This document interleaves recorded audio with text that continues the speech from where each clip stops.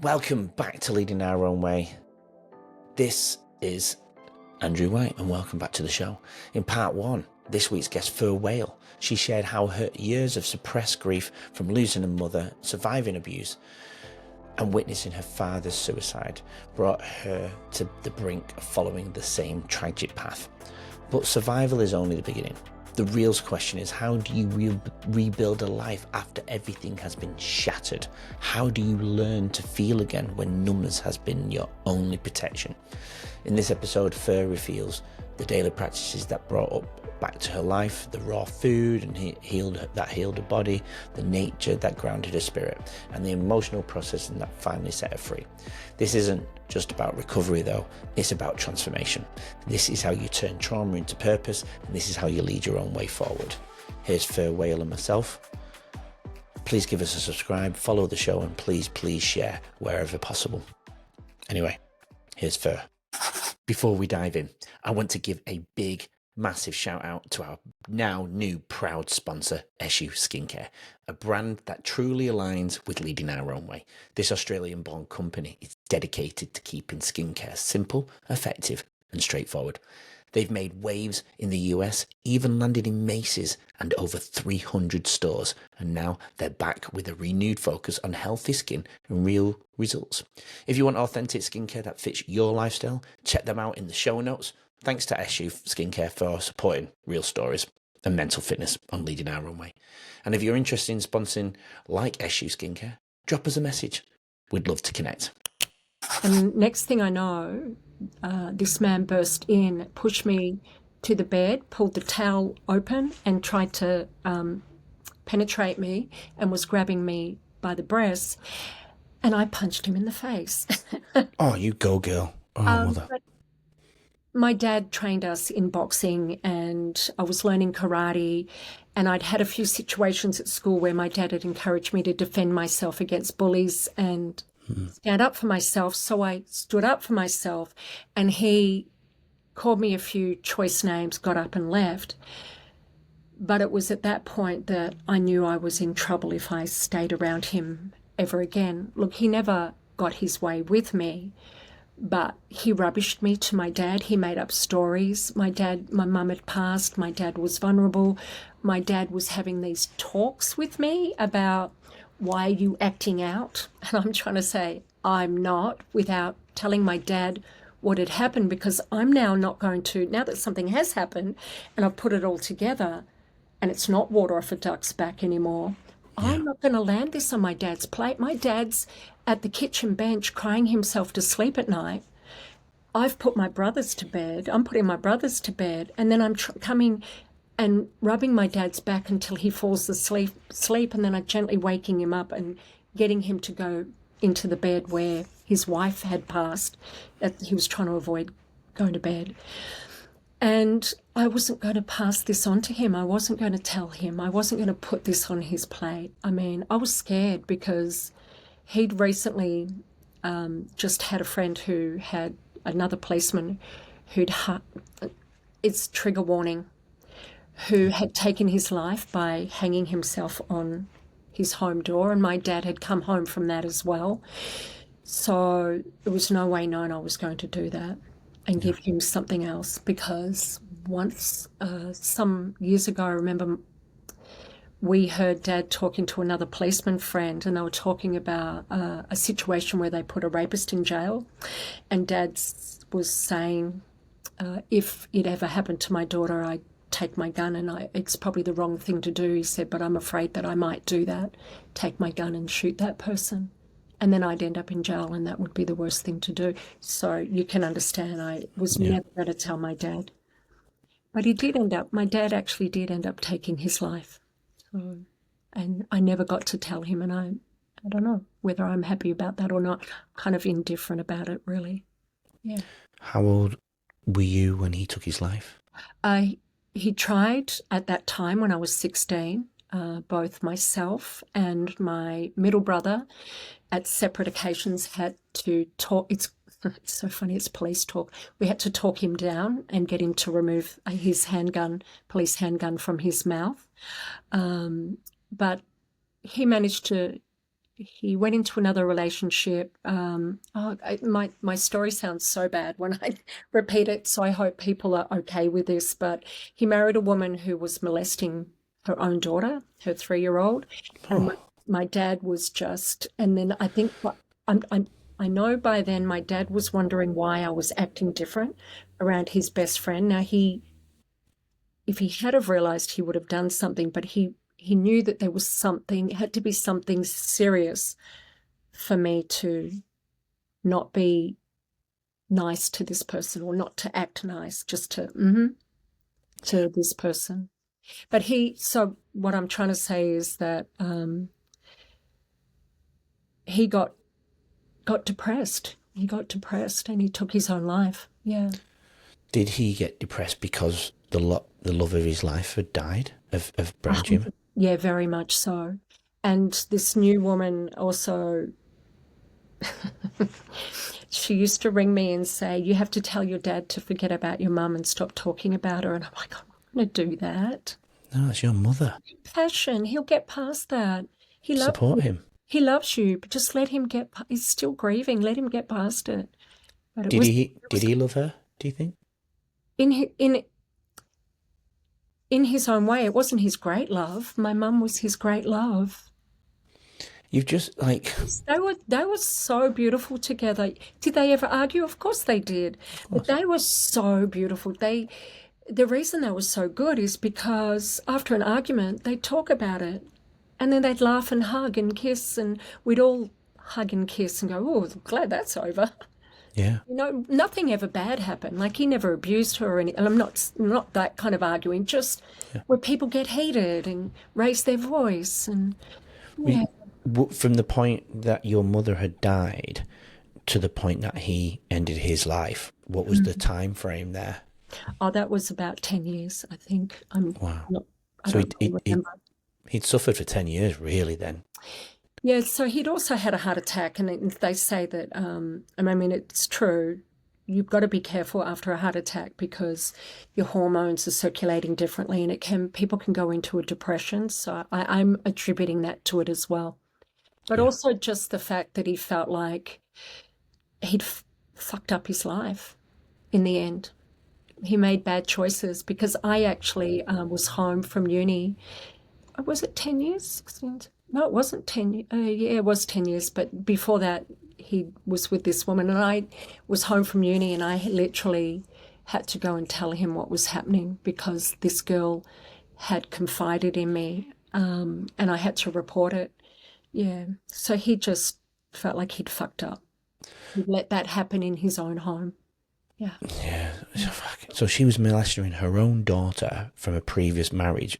And the girl told you what happened to the mother when you reported it. Well, I sort of didn't want to know, but I know, if you know what I mean. Like, I didn't get too involved, but they went to court. The child got taken, and she was originally from Tasmania. So the child went to another family member, and the woman moved back to Tasmania. So that's all I know. I didn't follow it up. I didn't want to. I didn't need to. Yeah. I was expecting you to say she got jail time then for some reason. Oh, she probably did, but all I know is wherever she went, of course she got jail time, but all right, yeah. I don't really know how much or where or what, nothing. You all went through something, we speak about your dad and obviously your mother going through what she went through, but this is huge on you, and then you've held on to what had happened to you for obviously a long, I mean, you have done your whole life, but you didn't get to maybe, you said before whether it was going to be a good thing to tell him or not, and you were in the middle. But what cost has this come to you during those pivotal years and holding on to that chronic stress, that psychological, you know what I mean? It was debilitating, and it caused chronic anxiety. Like I was saying, I couldn't walk out the door. Yeah. But, this is the thing, and I know now, I mean, apart from the fact that I probably was always going to be a public speaker, given in primary and high school, I was reciting what I'd read in books and I'd end up with a crowd around me, and I was orating already, given that I come from preachers and teachers. It makes sense. Yeah. But I know that the trauma suppressing my voice, it gave me this huge drive, and it allowed me to deeply research why self-expression is the missing link to our well-being, because it is. I mean, and you can do everything that we spoke about before in regards to health, but if you're not sharing your truth, if you're not able to be authentic, then you're suppressed and you're carrying that in your body. You've got that tension in your body. You never quite, you're either a mouse or you're a people pleaser, or you're acting it out. You're never truly at peace when you're not able to express yourself. And that's what happened to me. I wasn't able to express myself. I didn't feel safe. I didn't feel safe to share my thoughts. I didn't feel safe in the world. And I certainly didn't feel like I could share any of my stories because I'd been sworn to secrecy. So it's just a horrible place to live, because you're literally just ruminating in your own head, having nightmares. I'll be honest, there was at one point where it was so busy in my head in here. I kind of imagined it'd be nice to just throw my head against the wall and just let it all pour out. And it's quite alarming when you find yourself thinking that way and you really don't know what to do about it, because no one really wants all of those stories and all of that drama. Where do you put it? Where do you put it? Yeah. Did you ever reach out to anyone or vent to anybody? Seek support? Not really. I did eventually, but not in those early days. Thing is, when Mum passed, we also had 5 other family members pass within that month, and so I did reach out to everyone. I first of all decided that I would tell my middle brother, who I was closest to, and we'd just lost Mum, and he'd just taken a handgun out of my dad's mouth after I had, and we'd shared that. His load was already huge, but I thought, I need to tell him that what's been happening with Dad's best friend all these years. I can't hold it anymore. I need to tell my best friend, my brother, my middle brother. And he literally, I walked into his bedroom. He was not far away from me. And as I said the words, it was as if someone had pushed him backwards against the wall. He reeled backwards, and I don't blame him. He said, "How dare you try to destroy our family? How dare you lie? How dare you try to destroy our family?" And I'd lost that friendship for 45 years. I'd lost him after that, yeah. And at the similar time, I had a friend, some years before that, I should say, around in my teens, 14. I think was it 10 or 14? No, it wasn't 10. It was about 14 when another friend had said, "I don't want to hear about all that weird stuff," when I was talking about philosophy and Buddhism or how to change your mindset or how to manifest or whatever. So I wasn't going to tell anyone anything after all of these things. It just didn't feel safe. It wasn't Of course. safe. Absolutely. So you told, I didn't expect that, actually. I thought he was going to blow up and want to go and kill the guy. I did too. Yeah, I expected that from you, actually. That's what I wanted, yeah. So you've not spoken to your brother since? I have. We are now in communication. Whether we're close or not is another thing. I had to, it's been 5 years, I think 5 years since we rekindled. I had to treat it like a strategy, and I designed a Christmas where I hired an Airbnb and put the food on and said to both of my brothers, "I'll be there for 3 days. Come any day for as long as you like. I've got food, I've got alcohol, whatever. Bring your partners, it'll be nice." And they did come. I was literally like this going, "They're not coming, they're not coming, they're not coming." And they did come, and my little brother and I are closer than we've ever been. And my middle brother, who I'm saying I was estranged from, it's still a slow road, but I had to redefine that relationship as I've got him back, and it isn't what I had before, and it's not what I really want, but I have him back, and I'm going to be satisfied in that and allow it to be what he needs it to be, because I know what's in the way. And can you imagine to open that can of worms? Like, I mean, okay, so I haven't said this. The person who, Dad's best friend, who groomed me and molested me, he stayed friends with my middle brother. They stayed friends. So I can't open that can of worms. It's something that he'll have to do if he wants to. And I'm in a place where I'm really okay with that. I really am, because I love my brothers so deeply, and I understand what it takes to go to those places inside. Yeah. Going back 45 years, though, what do you think it was within your brother that made him react the way he did, opposed to be what we thought? He couldn't take one more ounce of pain. There was always already enough. 6 people, including Mum, Dad trying to take his life. We moved from the house we lived in. He went off to university, and we just didn't see him after that. And he just built a wall. He built his own family. He got married. He had children. He built his own bubble of safety, and that didn't include us, because we were reminders. I look like my mum. I'd want to talk about Mum. It just would come out of my mouth. And he would always say, one whale in the room, that's my last name, one whale in the room is enough. And we don't need to talk about our past. And that was that's how he treated it. Yeah. Oh my God. Yeah, wow. So I'm in his life. I can say things like, can we catch up this weekend, go for a walk? And he'll say, yeah, okay.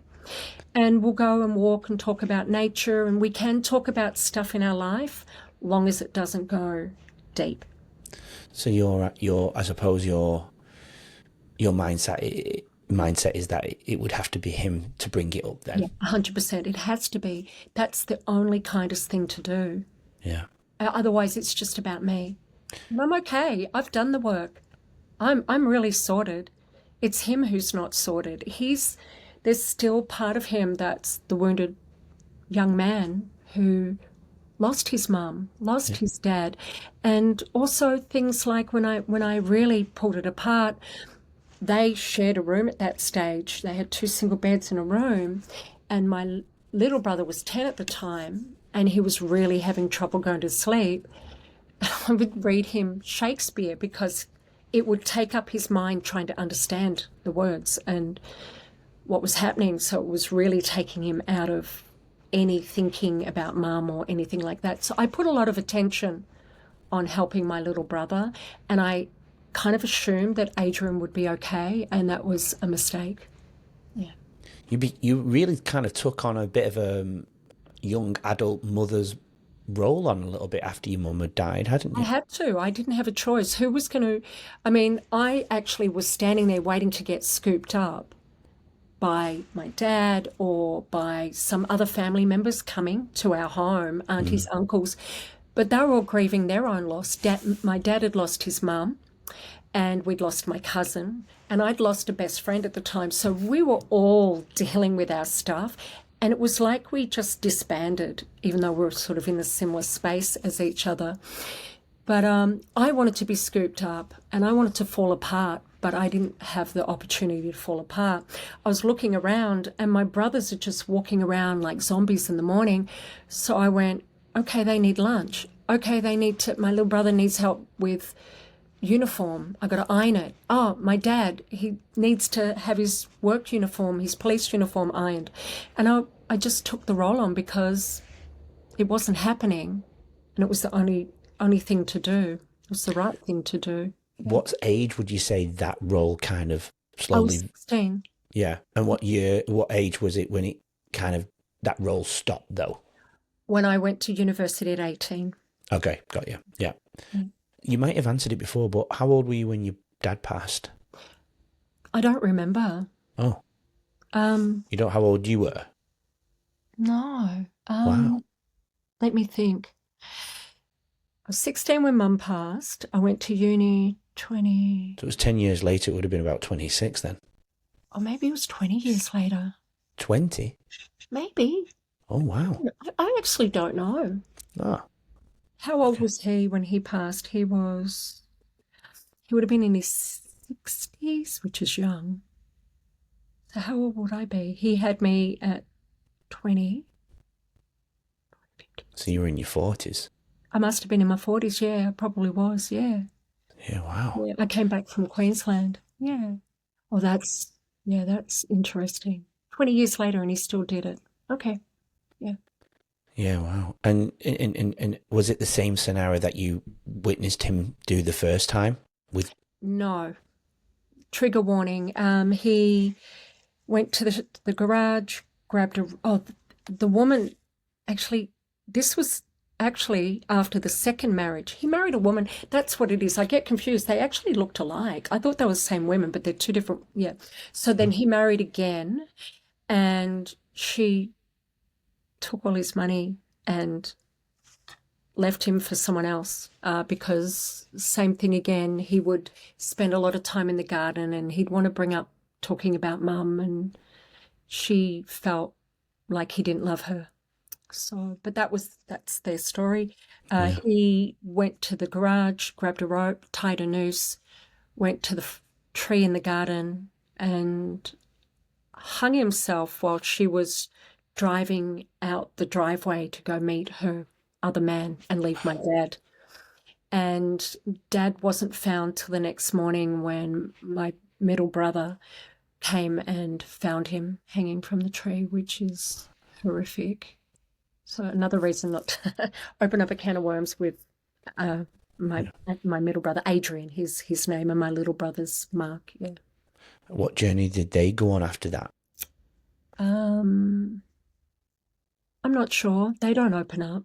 Yeah. They Okay. don't want to talk about it. That's not their life. Yeah. Yeah. Okay. Yeah. So with you as a personal journey before you went through that ordeal with your father passing, you'd done a few different things in relation to what you'd been through, being abused, sexually abused. You'd done a few wonderful things, setting up art groups to help other people who had been through what you'd been through too. Yeah. That was before your father had passed, right? Nope. Oh, that was all Oh, after. sorry. Wait a minute. Was it? Oh, I don't know. I don't, to be honest. Yeah, the timelines. I don't. Yeah. All of that I haven't really placed in time. Yeah. They're big events and they happen, but I never really placed them at my age apart from Mum. Yeah, I'm not sure. Was it or wasn't it? The art group was after, because that's right, I didn't realise I'd suppressed some of the some of the rape. Yeah, I had suppressed it. Yeah. So because I was running these art groups and it was, where was I living when I was running the art groups? Okay, so I was already running the art group. I got asked to run the art group, and then I talked to the council. I said what I'd really like to do. I'm getting a lot of women and a lot of women who've been through sexual abuse. I'd like to affiliate with SECASA, the Centre for Sexual Assault. And it was probably 2 years in when I had a suppressed memory come up about being raped when I was 18, when I first went to uni. Mm-hmm. Yeah. With everything that you'd been through and experienced, you mentioned that you went into a pretty dark space, but how far of a deep dark space did you ever attempt to do anything? I did. So was that the same as So I'm sorry, I'm getting myself all like. I lived in St Kilda for around 10 years. Yeah. And it was true, and that's when I was running the art group. That's when the suppressed memory came up. But also at the beginning of that 10 years, okay, so I have been sexually abused once, but raped 4 times. And one of those was gang rape. And the gang rape happened when I first moved into St Kilda, so the beginning of that block of 10 years when I was running the art group. And that was also a suppressed memory, but I still carried the fear from it. But I just didn't have all the pieces. Like, I had a vague feeling, but what I didn't recall was the actual rape scene. But I recalled the mocking scene where they were around me and calling me a SLUT and what a stupid, dumb woman. She doesn't even know, because they drugged me. It was, they drugged me. Anyway, so I remembered the mocking, but I couldn't work out why would I go to a party where I felt good, I was with a friend, and then I lost my friend. I remember finding myself outside hiding under a car, which I thought was before, but it was after. But they'd taken me into a bathroom and I'd forgotten that whole thing. But I remember dancing and having fun. I remember them offering me a drink and me saying, no thanks, because I know about, things like that. I'm not going to accept that. But what I didn't realise is I had a bottle of beer and they'd put something into my beer. And, Fuck. but Bastards. yeah.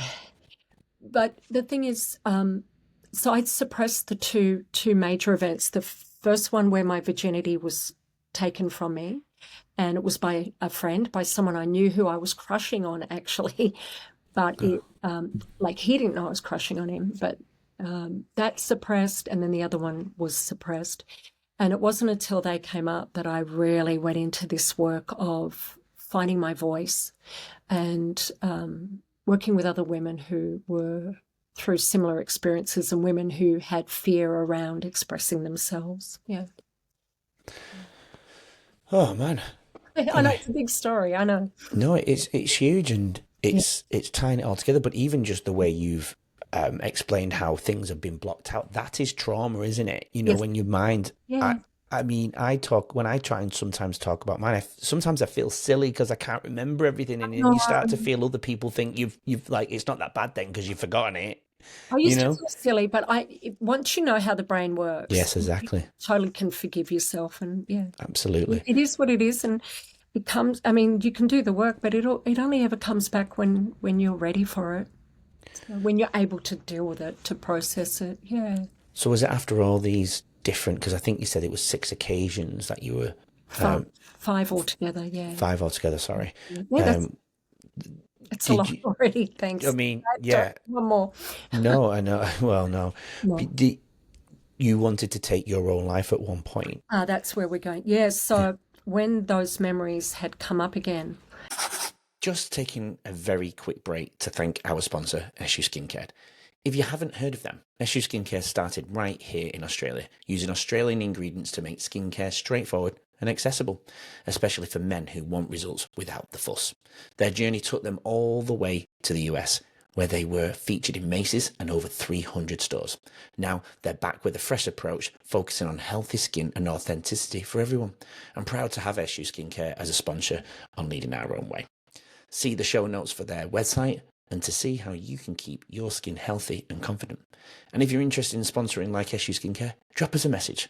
We'd love to hear from you. Now, right back to the episode. I found myself in this overwhelmed state where and you can understand it's almost impossible to hold all of those thoughts and feelings and that shame and that fear. It's an icky feeling, like it's just, you want it out of you. You just want it out of you. And that's what I was saying about with the busy head, and just I felt like I could crack my head against the wall and let it all pour out. And then I was down the street and I went, and I tried. It wasn't that I wasn't trying. I was doing a thing where I would be like, all right, give yourself another month. Just like, because I started thinking, oh, wouldn't it be great if I didn't have to be here? But do I have what it takes to take my life? And I went, well, it depends how I took it, I suppose. If it was easy and I wasn't scared of, like, I'm not religious, I'm not scared of going to hell, I'm not even thinking I'm going to heaven. I'm just like, I'm energy, I'll go back into, like, I believe in quantum physics or consciousness or the field. I'll go back to being energy. It'll be okay. Yeah. And I found myself going, all right, I'll give myself another month to try and get myself out of this anxiety that wouldn't let me out the door because someone was looking at me or someone was too close or I was afraid that someone was going to take advantage of me. I mean, I was such a petrified little thing that I attracted awful people. Like I went into a shoe repair shop one day and the man came out from behind. We were having this great conversation about where he learnt the art and how wonderful it was. And I was literally interested. And he came and he literally grabbed me on, broke my breasts. And I'm a grown woman and I couldn't believe it. So I just, yeah. And so I thought, I'm done. This life's not for me. I'm trying to find the goodness in it, trying to find my way. I don't have my brothers, I don't have my family, I don't have my parents, I'm not close to anyone, I can't get close to anyone. I can't stand sleeping at night. I can't stand waking up. I can't stand being with myself. I'm angry at myself. I'm disappointed in myself. I was going to be this great entrepreneur. I had just such big dreams and visions and I had it all going for me. And I just thought, I'm done. And I was walking down the street when I thought this, and I literally was taking off my jewelry, and there's a lot of homeless people in St Kilda. I was taking off my jewelry, giving it away, opening my wallet up, gave my money away, took off my jacket, gave it away. Someone said, can I have your shoes? I said, yes, you can have my shoes. I gave my shoes away. I walked home barefoot in my singlet and I went in the door. Carlisle Street is, and it still is, full of prostitutes. And when I first moved in there, I was quite shocked in the night to come out, to put the bin out and find a prostitute sitting on our fence and having cars go past and say how much, and her getting in the car and then seeing her back then again and then getting in another car and then her throwing her milk containers in our front yard and having to go out and say, there's a bin, we'll put a bin here for you and you can put it in there. They were always high, and I had known them over the 10 years, so I'd gotten to know them. And drugs wasn't my thing, but I remember having a conversation with my auntie and I said, if you're going to take your life, how would you do it? And she said, oh, I wouldn't, but I have thought about it. I'd have heroin. That sounds like a really nice way to go. I didn't happen to get heroin. I got, I think it was amphetamine, speed, and I just got a big bag. I'd researched it. It would kill me. And I was just going to drink it in a small glass of water. I came in my bedroom. I closed my door. I made my room really nice. I wrote the letter. And my little brother was living with me at the time.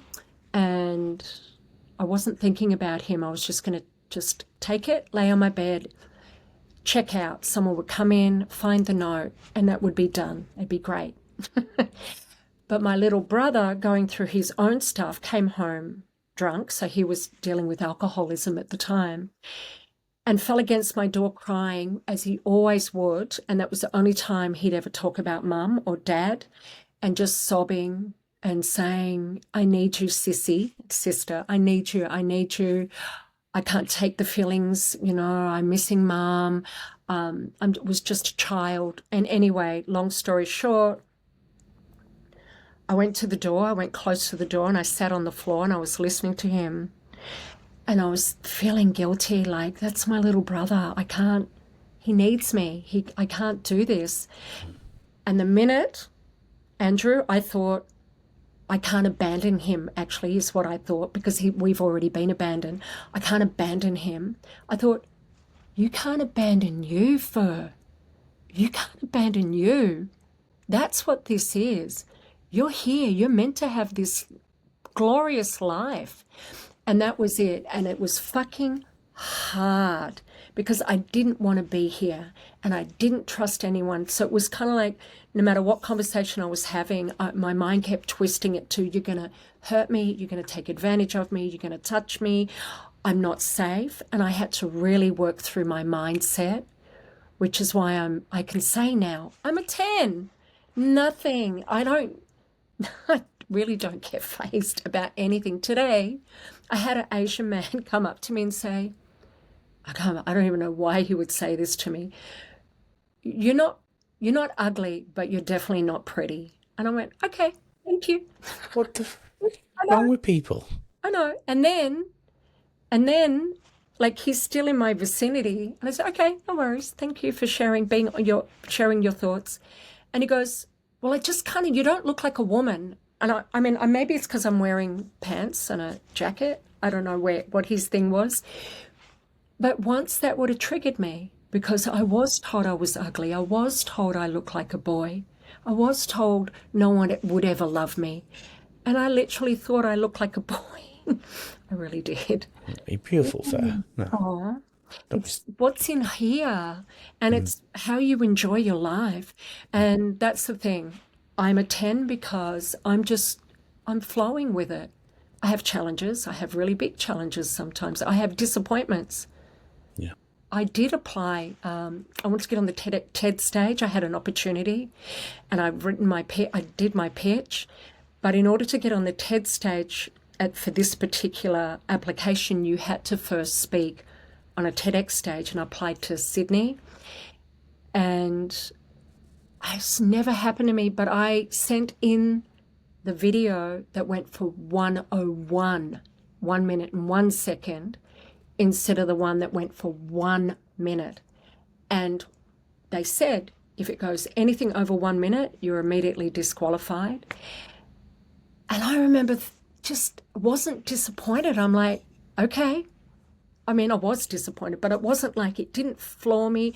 I didn't go, oh, you fucked up, you stuffed up, you're a failure. I just went, yeah, I made that mistake. I'm going to have to look at how that happened, why that happened. Did I get in my own way? And is there a reason for it? What's the silver lining? And that's why I say I'm a 10 out of 10 now, given where I've come from, where it was Yeah. impossible to be me. It was impossible to be in my head. I didn't even want to be in my body because it wasn't safe to be in my body because I had to feel feelings, yeah. So for going from that zero of sitting in St Kilda and your brother coming to the house and needing you to the 10 that you're at now, what would be that time frame, do you reckon, from 0 to 10?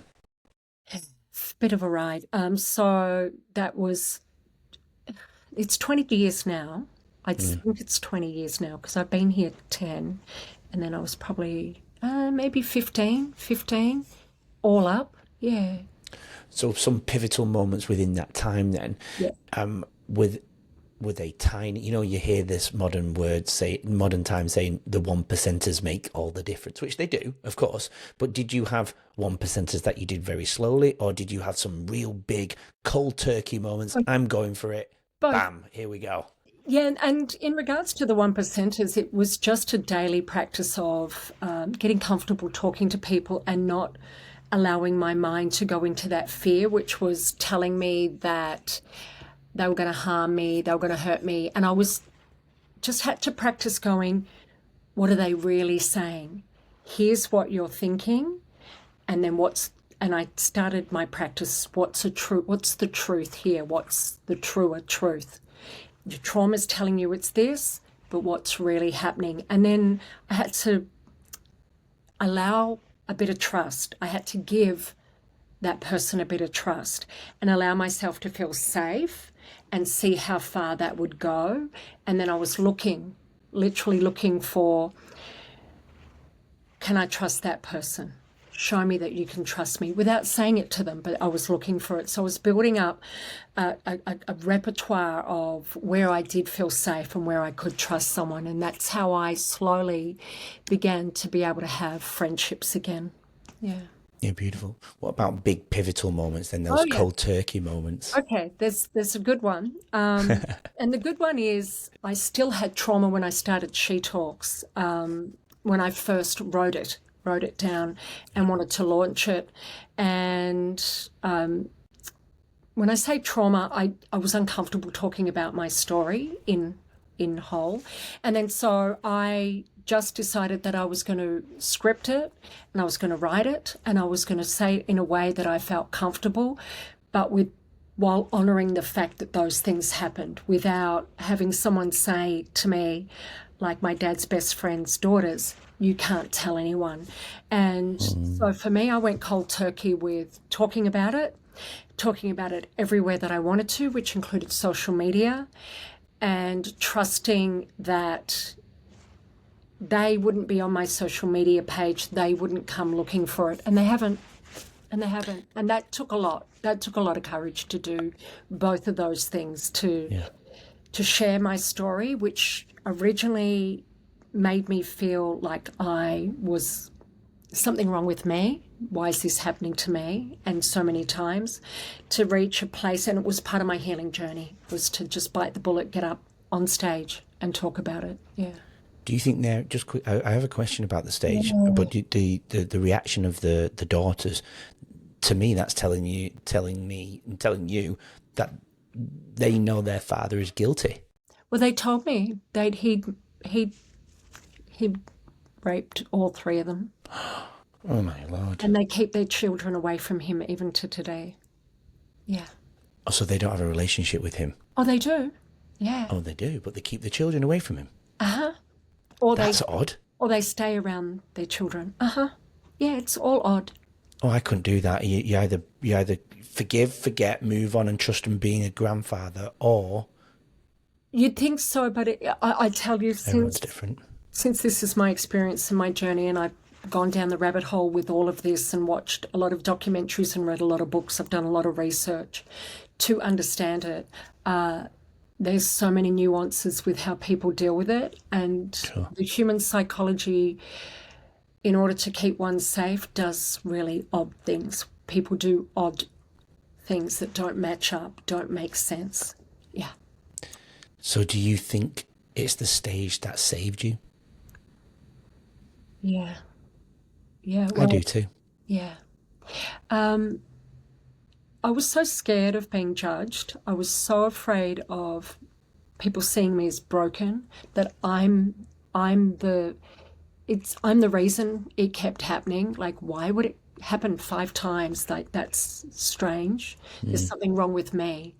And here I am doing all this personal work and teaching others how to manage their mindset and how to take the stage without fear. And the only way through that was to be authentic and say where I was still moving through those spaces myself. And actually all I got was, I got people who really respected me being able to get up and do that. And it gave them the freedom to then go on and do that themselves.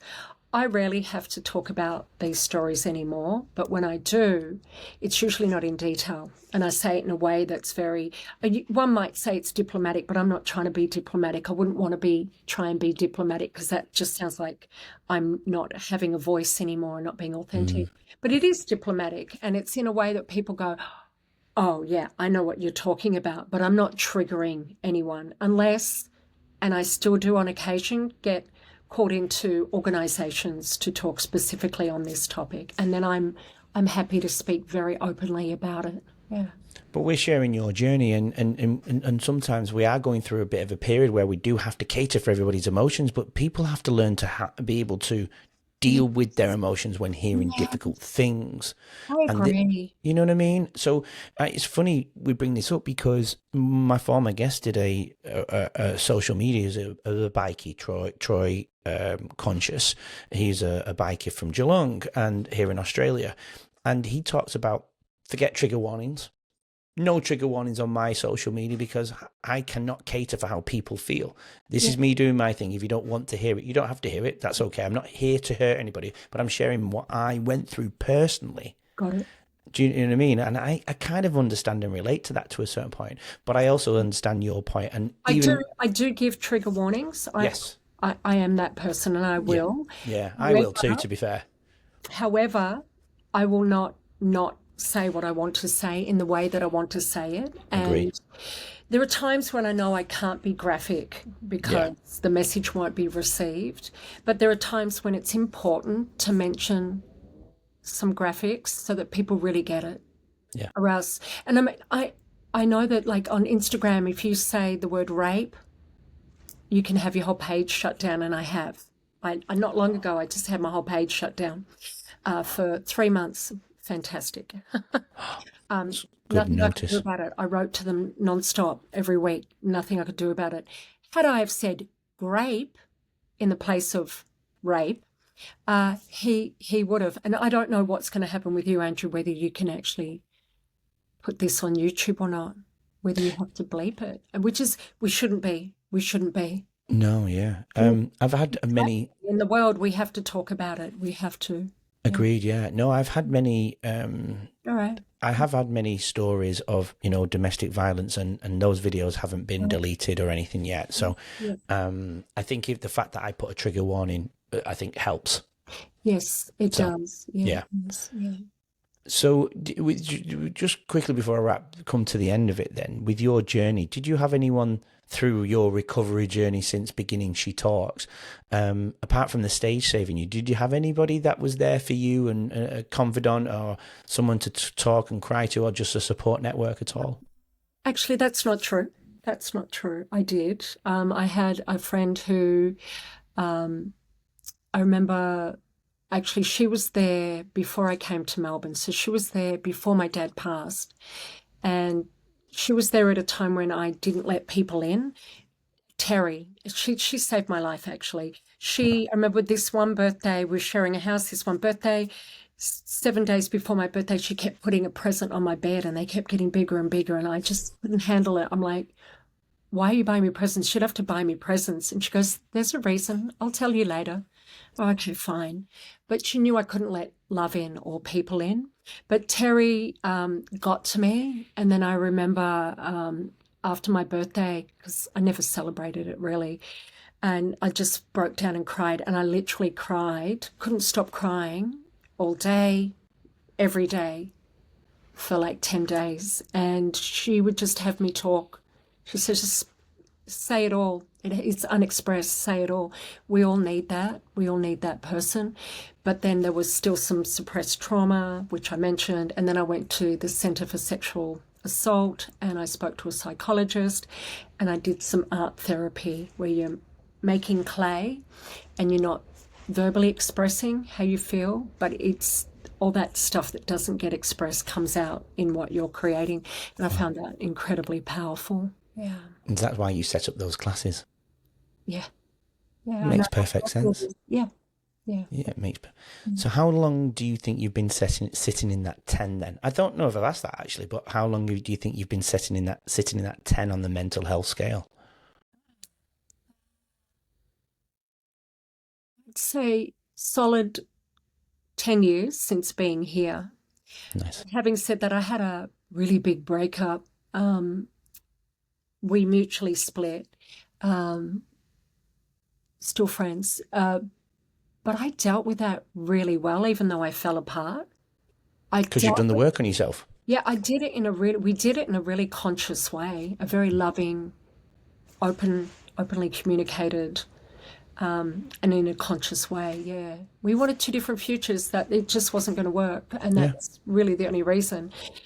Normally, before that, so I would say 15 years. About 15 years, I've been pretty good. Yeah. Beautiful. Fur, thank you so much. It's just an incredible journey you've been on, and I'm so glad you're through to the other side. Reaching that 10 is amazing, and we do dip, don't we? And I think if you have worked on yourself such a deep level, you've given the body the nutrients and filled in those deficiencies that it needs to be able to deal with the stresses that come your way. Because life isn't perfect. I suppose my question is, before I ask my three final questions, outside of, I could go into the definition for me, of my definition of happiness, whether it's, I could debunk both versions, whether it's a hit, go through happiness up and down, or is it a long-term state?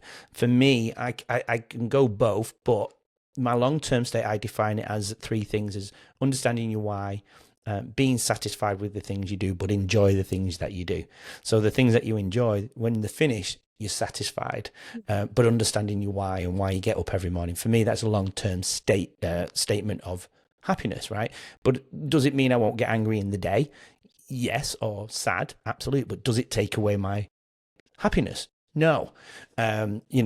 But some people look at it as a fluctuation. You know, you go through an emotion of happiness, but then you might dip later on and then go back into happiness. So I can see both sides. Yeah.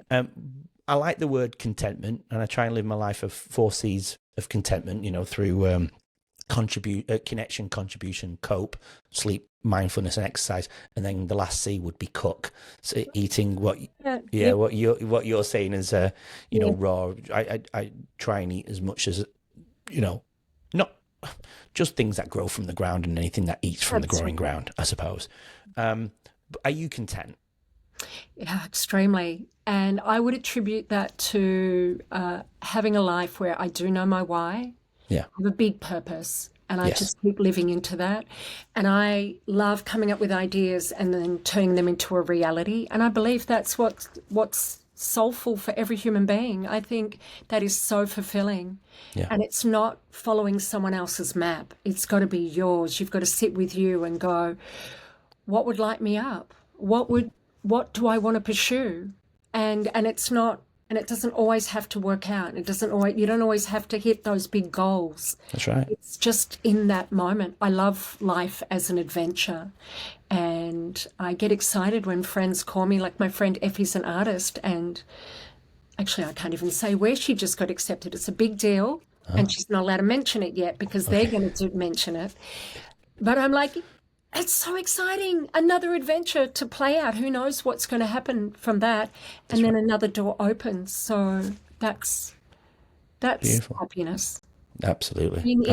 Being the creator of our life, whether that is cooking or going for a walk or patting my cat or sometimes getting out my sketchbook and drawing or running a workshop for a whole bunch of women. Yeah, it's awesome.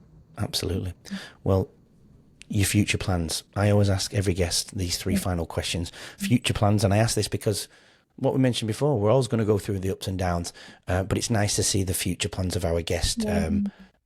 Professionally, or any type of future plans. What are some of your future plans? I definitely future plan Mind Valley, 100%. Oh yes, of course. Absolutely see myself there. Can't wait. And I do see a future partner. So I see myself partnering up and just traveling the world and dancing, going to dance parties and dancing. Yeah. Love it. More. Great. Yeah. Love that. If you could give a bit of powerful advice to anyone that's listening, maybe going through very similar things that you did, or know people that have done, or possibly going through it right now, what piece of advice would you give? Work out what authentic means to you, just you. Mm-hmm. It's a process, it's a meditation, it's questioning, for some people it starts with, do I even like this glass? Do I even like drinking water this way? Do I really like drinking my coffee that way? And then it's about having integrity in your choices, like really sticking by them. And that means you get to see whether you're maybe people pleasing or doing something because that's what the path to success looks like. And just don't follow someone else's map. Get in the world of how exciting it is to create your own map, your own life. That's really exciting. Yeah. And that's the podcast for me. I created my own map, and I know there's a million people doing podcasts, and I get it, and probably a lot doing the very similar concept of what I'm doing, but it's obviously based on my journey and meeting all you guys. And some people judge it, right? And I'm okay with that because they were judging me anyway, so I might as well enjoy it. I love it. And that's the thing. I love all the different podcasts. I listen to a lot of podcasts, and some of them, it's their opportunity to contribute as well, and I love that. Because I think this is a co-creation, and I think this is a great way to do it. So thank you. No, thank you. Final question, though. What is your purpose? I always ask for it in a powerful one-liner, and I think it's just a nice way to end the show. My purpose is to let others know that they have that potential within them, that it's to just stop it from being dormant or to let life overrule it or to get caught up in life. I want people to really live their biggest dream. Just go with it. Because if you set it in motion, it will happen, that biggest dream. And it's the thing I ask in every workshop. You're not working on your little dreams, not the dream for this year, the big one. Yeah. And then in the meantime, all the other stuff will come in as well. You'll get to do it. Yeah. and going in that direction, walking those small steps towards that dream, Yeah, that's right. it's like neuroplasticity, Yes, training your brain to go in that direction. And you know what? More often, it actually does happen when you walk it that way. does. It actually does. I've done so many more things that I could ever imagine that I ever wanted to do, which has made life really exciting. Yeah. Beautiful. Yes. Fur Wale, it's been an absolute honour having you on the show. Not that anyone would know, because I'll hopefully edit it beautifully, but we've had a few technical issues tonight, and we had to go off air, but we're here, we're back, we got it done. So thanks for staying past your bedtime. We're in for the long term. Yeah, that's it. Yeah. Thanks, Andrew. It's been an absolute pleasure and a joy. Thank you. I agree. I couldn't agree more. But thanks for joining me on my journey. But to everybody who's been tuning in, thank you to Fur, and I hope you've been able to take some beautiful gems away and hopefully implement it into your own life. But until next week, have a great week. Enjoy the weekend. But remember, before you come back on Monday for another amazing guest, keep leading your own way. We'll see you then. Bye for now. Wow. What an episode. The conversation was heavy, yet so inspiring. You know, Fur Wale didn't just survive that trauma, all the traumas that went through, not just one, but 5 sexual abuse occasions. I can't even speak. Yeah, she turned it into a force for change, didn't she? Let's face it. You know, I think her story reminds me that healing isn't just linear, that authenticity is our greatest strength, and that sometimes the hardest paths lead to the most profound transformation. Because when we choose to process our pain instead of passing it on, we don't just save ourselves, we light the way for others to do the same. That's what it means to really, truly lead our own way. If Fur's story moved you, leave a review, share this episode, and join us next week as we continue to explore what it truly means to walk your own path. Until then, have a great weekend and keep leading your own way. Thanks for listening and watching Leading Our Own Way. So we can stay together forever and share more incredible journeys, please subscribe to the channel. That way you won't miss next week's episode and what that amazing guest has to offer to the world. Please support Leading Our Own Way, and we'll get you on next week's episode.